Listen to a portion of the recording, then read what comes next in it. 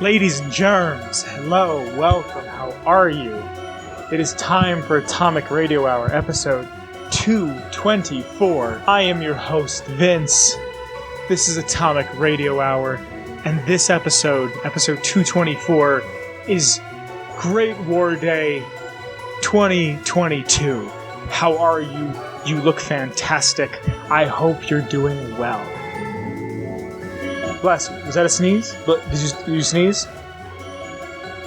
You did? But you didn't?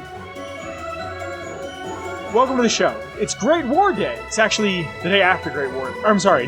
It's the day before Great War Day. If you're hearing this, I don't know when the community adopted Bombs Drop Day. Honestly, that sounds like we don't understand the English language. I don't know when that happened.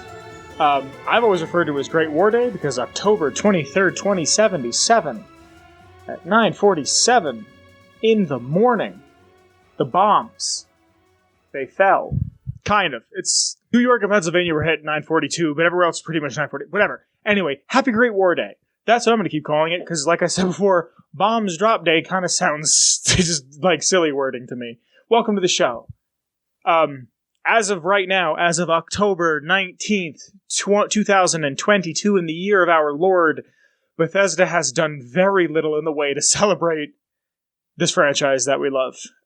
They've put out some cool videos about, like, them taking the helm and showing it off at E3 and Tim Kaine and what he had to say.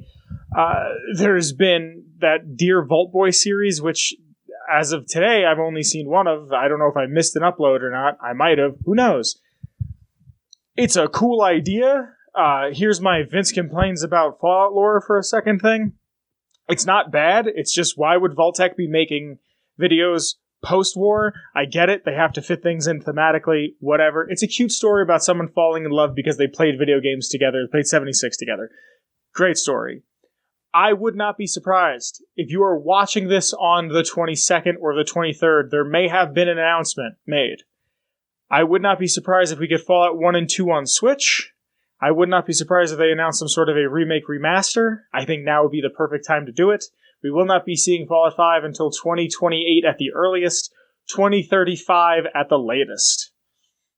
I was actually watching a Mr. Matty Plays video recently where he was talking about how now that Microsoft owns all of these studios, they own Obsidian and they own Bethesda, they could essentially have Bethesda make another studio. And he was, Matty saying in the video, like, make it the Vault and have Todd Howard and Leonard Boyarsky and Tim Kaine and a bunch of other people run the Vault, and they just work on Fallout. And even if it's just like, hey, we made the Vault, here's a remake remaster, Fallout 5 is coming sooner than you would think because of this. Even if it's just, hey, we upped the gun. I think I've been talking about this since we started the show. So welcome to the show. Happy Great War Day of 2022. There's many things to talk about. A nice fan favorite lore bit for the lore bit for Monster Month. This will be the 4th week. We're getting 5 whole weeks of Monster Month in this October. Before we go any further, there is something I would like to talk about real quick. As we celebrate all things Fallout for its 25th birthday, I feel like we should celebrate the people who have created the universes, the worlds, the lands, the buildings that we've occupied for hundreds, if not thousands of hours individually. People who craft the world, who sit down and just love what they do. And it sucks that we don't give the people the flowers they deserve now. We give them the flowers they deserve when they've passed. Fallout 76's senior designer, Ferret has passed away on October 15th. This I'm getting from PCGamer.com, written by Andy Clark. Bethesda Softworks senior designer Ferret, who worked as a lead designer on 76, has died. A tribute page on Facebook said he passed suddenly on October 15th, surrounded by his family and his friends. News of his death was shared on Twitter by former 76 project lead Jeff Gardner, who described Baudoin as an eternal optimist and a dear friend. Emil, and I always say his name wrong, Pagliarillo. I'm going to meet this man one day and be like, dog, how do you say your name? And why is Liberty Prime show up at the end of 4? And how come there's a voice pro tag? And a bunch of other things. He paid tribute to Baudoin in his own Twitter, on his own Twitter thread, saying he was unstoppably creative and always inspired, and he worked hard because to Ferret, it wasn't work. He loved making games. Say what you want about 76. I know I've said my piece, and I've been rather critical and harsh of it, but this is a man who had created a universe for people to live in. He was a voice on Chad, Fallout 76 story. I actually heard about this from the Chad Twitter originally.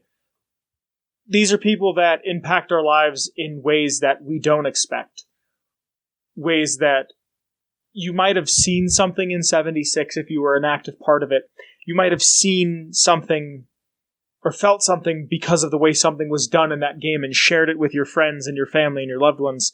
And he might have had a direct correlation with that. And it might be something that you take for the rest of your life. As much as I dog on the writing of Fallout 4, Emil was the head writer. I'm pretty sure. There's a chance that I could be wrong.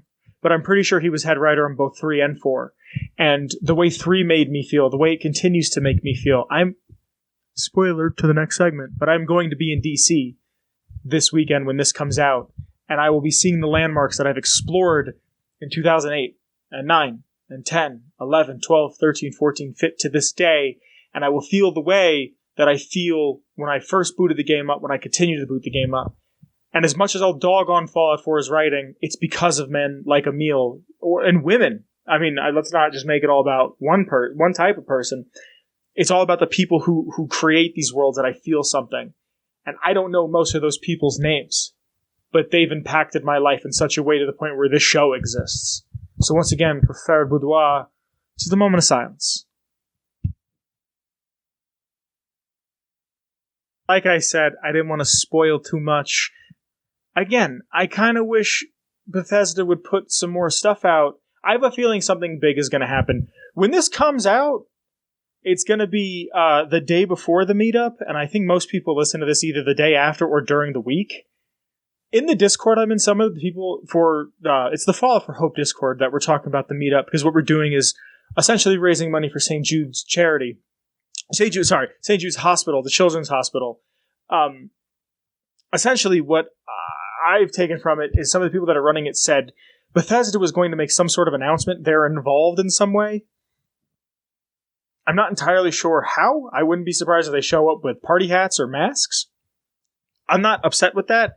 If I get to meet some people that work at Bethesda, great, because I want to talk to them and I want to tour the studio and I want to, you got to get your foot in the door somehow. I would like to make content out of it because I essentially want to make the shit that I would have seen when I was on YouTube finding every video I could of Fallout 3 and New Vegas to an extent. They haven't made an announcement about it, and like I've said, there's 4 different meetups going on. There's the one in Washington, D.C., that's on Sunday the 23rd. There's the one in Boston, that's on Sunday the 23rd. And on Saturday the 22nd, there's one in West Virginia and one in Good Springs, Nevada. If you're going to the DC one, I'm going to the DC one. Like I've said, behind me should be like an infographic of what's going on, where I'm going to be. I'm going to say this now. If you're going, and it's Saturday, and you're watching this as it comes out, and you're going to be there on Sunday, please come up to me. I alluded to it in the last episode. Please come up to me. I have something for you. I'm going to go grab it now so I can show you. Like I said, I have a gift for you. Please come up to me. I can't say I have enough for the whole class, but I do have plenty. I have bottle caps for you. They're not... Oh, goddammit. They're not completely accurate. I'll be 200% honest. They're more accurate to Fallout 3's bottle caps, but I made these on a very tight schedule, and I used the same method that I used when I was first playing this game for the first time. So what I have here are some bottle caps. They're silver. This is just a red one. It's a basic bottle cap for you. Nothing too fancy, says Nuka-Cola. I thought this would be fun to give away, just to share with everybody so we can share our love of the series. These are handmade, made by me and a friend. I asked if I could borrow their printer, and they said they would love to help out. And then they said they would love to just help me make them. So they're just paper and metal. But one of my first memories, and I love to tell this story. Let me put this away and I'll tell it. One of my first memories of going to a con, I don't remember which one it was. I want to say it was a Philadelphia Comic-Con. I don't believe it was New York. It might have even been a horror con, but it was one of the first ones I ever went to. There was a guy dressed up as the Lone Wanderer, a Vault Dweller, a Soul Survivor. This is before that, but a Soul Survivor, a Courier, with a Pip-Boy on. This is before Bethesda had merch. This is when you were scrounging to get anything with a Vault Tech logo on it. Sorry, I just realized my levels were down. Hopefully it doesn't screw the whole thing. Just thought of it. If so, I apologize for the audio. But as I was saying, this story, this Vault Dweller, I chased him for way too long. Like, I just followed him, and I was like, Vault Dweller, Vault Dweller. And he wouldn't turn around. He wouldn't say anything. He didn't hear me. And eventually, we must have went 40, 50, 60 booths away. And I was like, yo, Vault Dweller. And he turns around, I go, dude, you have a crazy outfit on. Like, the whole thing, the whole cosplay. He had a jumpsuit. He had tattered boots. He had a bandolier. I want to say he had a pistol or a rifle. I don't remember. I just remember he had a Pip-Boy before there were Pip-Boy. Before the Fallout 4, this was like 2010, 2011. Before Fallout 4's, before the 76 kit. The only Pip-Boy that was made that was a prop you could either get from Scruffy Nerf Herder on Etsy, and I never bought one from him, and to this day I regret it. I should have bought one because I don't have a Fallout 3 in New Vegas Pip-Boy. He had the whole kit. He looked like he was straight out of 101. And we sat there and had like a 5 or 10 minute conversation, and at the end of it he goes, hold on, before you go, and he handed me bottle caps. And I've never forgotten that. Don't know his name. Don't remember the convention it was at. Don't remember any of it. But I remember the kindness of him just going, hey man, take some bottle caps. It might have been 3. It might have been 1. I don't remember. I know it wasn't 5. But like that, and I want to share that.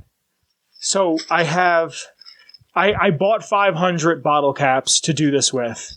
I do not know how many I will have to give out. I'm thinking about doing packs of 3. Math was never my strong suit. I was more of a charisma build, not an intelligence build. Sorry. But I do have red Nuka-Colas, blue Nuka-Cola Quantums, and Sunset Sarsaparilla bottle caps. I do not have them. And I still have more to make. It's Wednesday and Friday. I am making more because I have so much more to do for the con. I want to share these with you. Please, if you see me, if you've listened to the show and you're there and you are aware of Atomic Radio Hour, please do not hesitate to come up to me. I will most likely have this hat and these glasses. I had a sweatshirt custom printed with the logo on it. But the size that I bought is not what was advertised. It's about 3 or 4 sizes too small. I fitted it, but not comfortably. You know what I mean? Like it fits, but I kind of look like I'm trying too hard. And I know if I have like half of a sandwich, I'm going to feel way too fat in it. But please celebrate this with me. Celebrate. Like, I'm not even saying be there physically to celebrate with me. I'm saying celebrate with me. Play. Oh, by the way, Fallout 3 is going to be free on the Epic Game Store. I believe when this comes out, it's for free. And I know so many people have only played 4 and 76. Now is your chance to play Fallout 3. If you have an Xbox, I'm pretty sure it's on Game Pass. Play them. And then watch somebody play, because it's very hard to get into Fallout 1 and 2. Watch somebody play 3 in New Vegas. It's so worth your time. It's so worth you sitting down and enjoying this. I want you to love this the way... I know that's a tall order, but I want you to love this the way I love this. I want to share my love of Fallout with you. So if you're going to be there, I look forward to seeing you. If not, it's all good, homie. Have a good time. Maybe I'll see you in Good Springs in November of 2023.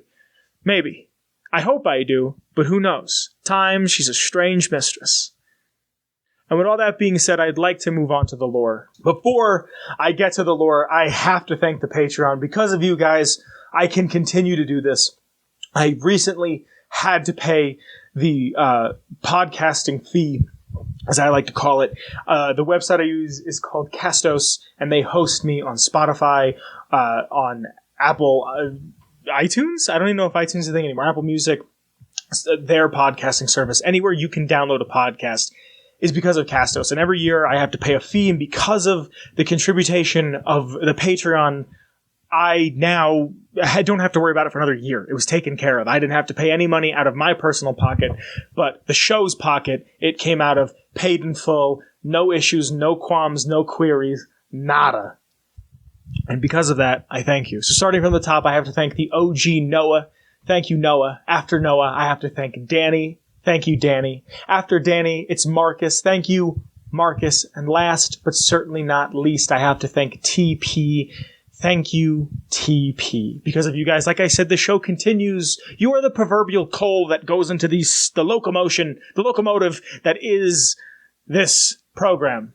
I thank you, and I love you. So like I said at the top of the program, it is Monster Month 2022, week number 4, and I've wanted to kind of get a monster from every single game. 1, 2, 3... New Vegas, 4, 76 had a little bit of representation here. But I didn't do New Vegas yet. There's one that I left out. Not on purpose, it's just, the way shit works out. And I sat there and I was thinking about it. Let me grab my notes as I go off screen real quick. And I'm sitting there and I'm thinking about it today at work. When I get home, Wednesdays are meat day. I eat meat on Wednesdays. Red meat. So I'm sitting there and I'm cooking up my meat day meal. And I'm thinking, what can I do? What can I do for Monster Month? I want to do something nice. I want to do something big. I want to do something I know people are going to enjoy. And then there's a voice. Sometimes people have things that kind of stick with them through the years of stuff that they've heard and learned, and little phrases, little things can pop up. It's no secret that I'm not the biggest fan of old world blues. But out of the back of my head, I heard a very faint, a very low, a very echoey lobotomite. And I thought about it for a good 2.5 seconds, where I went, yeah, that's exactly what I'm going to do. I'm going to do the lobotomites. Why wouldn't I? From the Big Empty, from Big Mountain, from the think tank people themselves. So, make sure you're in the Discord, because usually I ask once a week for a recommendation of what I should do for lore. This week is week 4 of Monster Month. And I am bringing to you the Lobotomites from Fallout New Vegas' DLC Old World Blues. Now, the Lobotomites are surgically altered humans found inside of Big Mountain, the Big Empty. They are the results of various medical experiments. Most of them found themselves stumbling into the Big Empty, Big Mountain, from the Mojave, and the drones that patrol would grab them and take them down to the Sync's auto dock, and it would lobotomize them, making them lobotomites, as we know. Now, this was done to keep them inside, because the only way out of the radar fence is to have a functioning body and mind. So a lobotomy would make them no longer have a functioning mind. Like what the Kennedys did to that daughter of theirs. There was Tesla coils that were placed where the piece of their brain was removed or scrambled or what have you. There was Tesla coils put in there, and originally it is supposed to give you the ability that the courier has, where you can kind of walk amongst the living and be a functioning member of society and venture forth. And it was supposed to give you a better cognition. It was supposed to make you a better human in some sense, but also lobotomize you. But the Sync's autodock would actually just destroy the subject's brain to the point of them being nothing but husks of humans, just flesh sacks, comprised of flesh and meat and bone and eyes and sinew. It would destroy the brain, and the only reason why the courier's brain was not destroyed is because of the scar tissue from the bullets that Doc Mitchell pulls out of your brain. It almost reprograms the autodocs, the Sync's autodoc, to the point where it just lobotomizes you and puts the coil in you, and you can function as normal. It doesn't kill you. It doesn't make you just a Neanderthal. Because of them being these almost sacks of protoplasm, lobotomites can use doors, walk, fight, use rudimentary weapons, gurgle, spit, wave, and say maybe two-syllable words if they're lucky. I'll get into a little more of that later. They have a base called the Cuckoo's Nest, which is just a great name. They have this nest there, and they kind of have been observed to just collect things, just stuff and things are just kind of strewn about. Most likely the cuckoo's nest is behind me, and in front of me is probably a lobotomite or two. They are always hostile. It's not observed of them attacking each other, but they attack you on sight. They have almost no armor, but because of the modifications made to them, they are almost more resilient to attacks. The few words that they can actually muster to get out of them, other than grunts and type shit, is die, stop you, and never, which I believe is the only the only two-syllable word that they can say. Dr. Dala refers to them as skinvelopes, which is just a 10 out of... Like, I hope whoever came up with the term skinvelope got a raise. That's just a... You are just skin that holds things inside of it.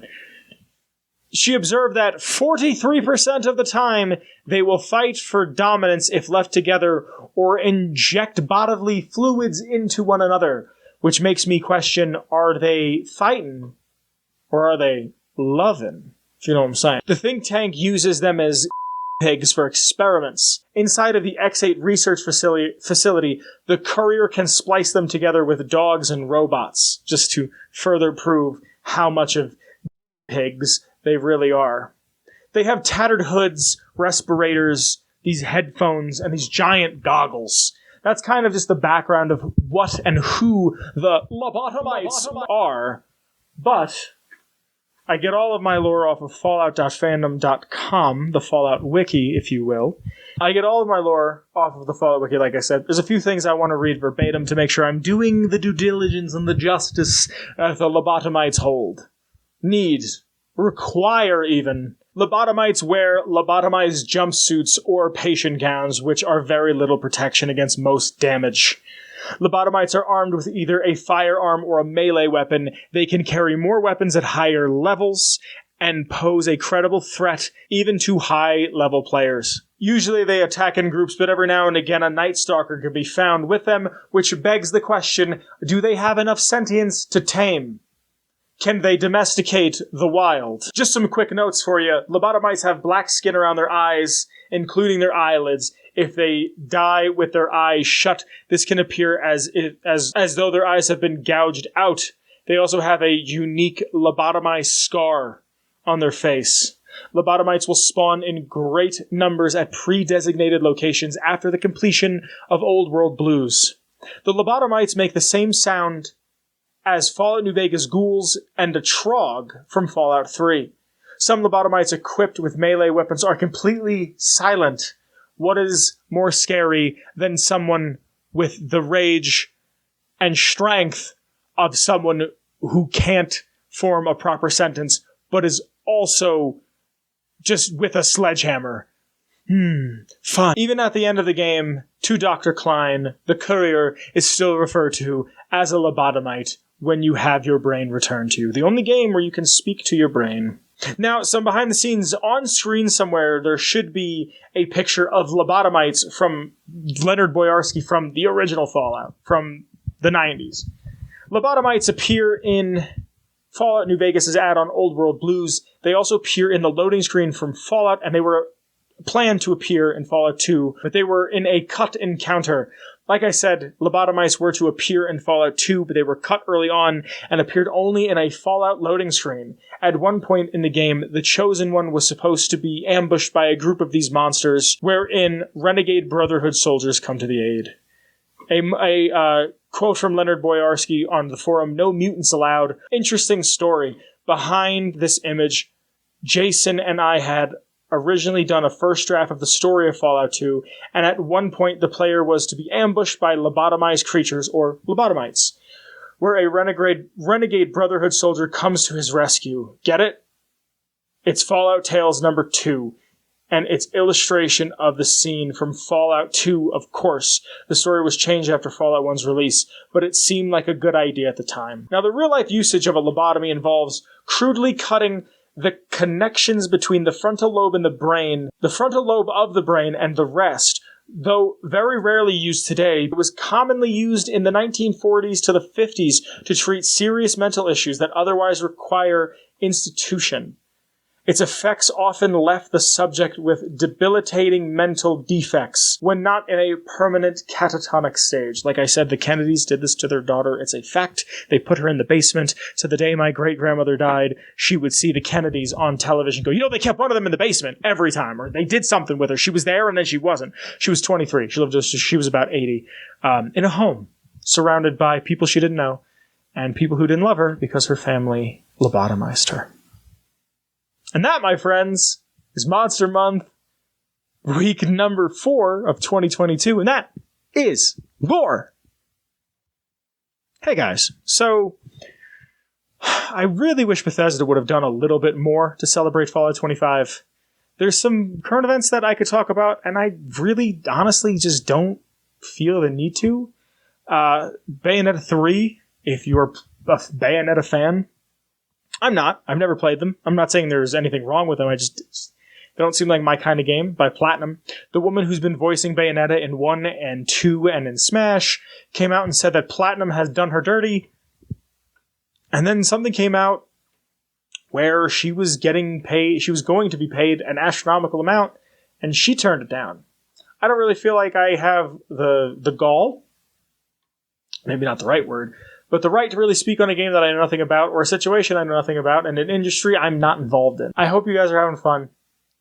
I hope you guys are enjoying, living, loving, learning, laughing. Live, laugh, love, baby. If you are in DC for the meetup, I'd love to shake your hand and say hello. I'd love to give you some bottle caps. I would love to celebrate my favorite thing on the planet with you. But hey, if not, leave a comment. Let me know. Let me know what you're doing. I love you very much. This has been Atomic Radio Hour episode 224. Link in the description to the intro music, Feather Duster by Shane Ivers, silvermansounds.com/free music for his heaters. And you'll be able to find the intro song there. Link in the description to the Discord, my Twitter, the show's Twitter, Kyle's Twitter. Getting all types of tongue-tied today there, Tommy. There will be a link to the Redbubble where you can support in a smaller monetary way the Patreon. Thank you, Patreon, for supporting the show. I love you very much. Happy Fallout 25. Happy Great War Day. I will see you next week. Bye, everybody. Atomic Radio Hour Podcast. A Ghoulman Entertainment production.